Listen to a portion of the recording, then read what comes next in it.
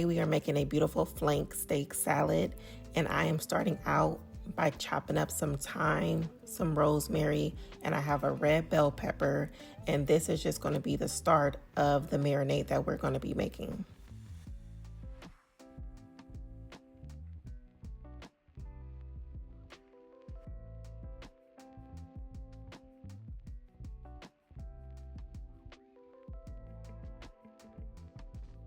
So what I want to do now is poke some shallow holes into the steak. You don't want to make deep holes because the deeper the holes that you make is going to allow the juices to escape during the cooking process. And we want to keep the steak moist and tender and flavorful. So again, just go shallow. For the marinade, we have balsamic vinegar, Worcestershire sauce, olive oil. We're going to throw a little bit of minced garlic in. We have the red bell pepper.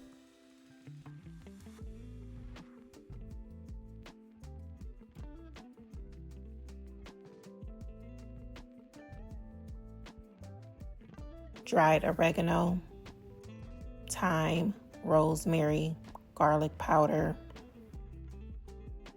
onion powder, black pepper, red pepper flakes, and Himalayan salt.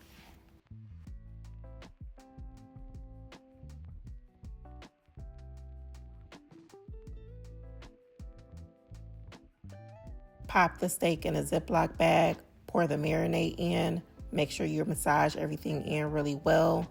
Ideally, you will want to put this in a refrigerator overnight, but I'm going to be putting this in the refrigerator for about 4 hours.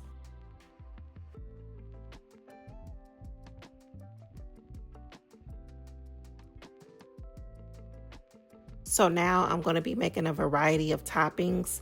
So I'm going to be starting out with making some bacon, and then I'm going to be showing you guys the rest of the toppings that I'll be using for the salad.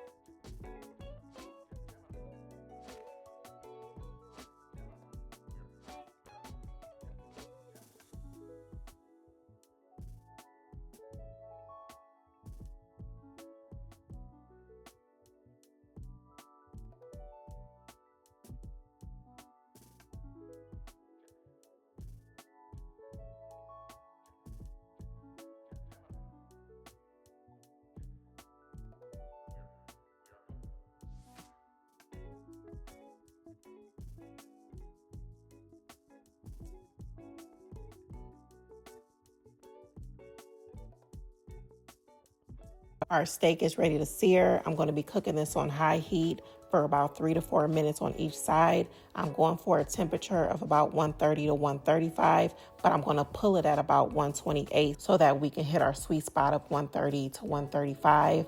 I'm going to be letting this rest for about 10 minutes before I slice into it.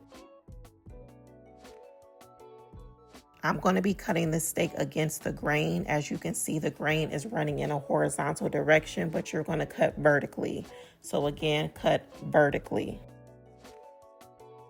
So I wanted to further explain why it's important to cut against the grain. This piece has been cut with the grain to show you how tough the meat can actually be when it's not cut properly. So when I pull on this piece right here, see how tough it is? That's exactly how tough it's going to be when you try to chew into it.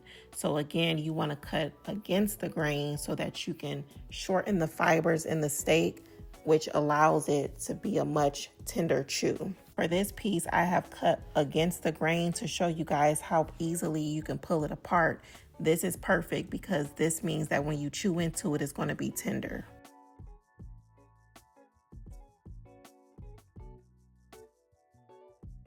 So now we are done and we are ready to plate everything up.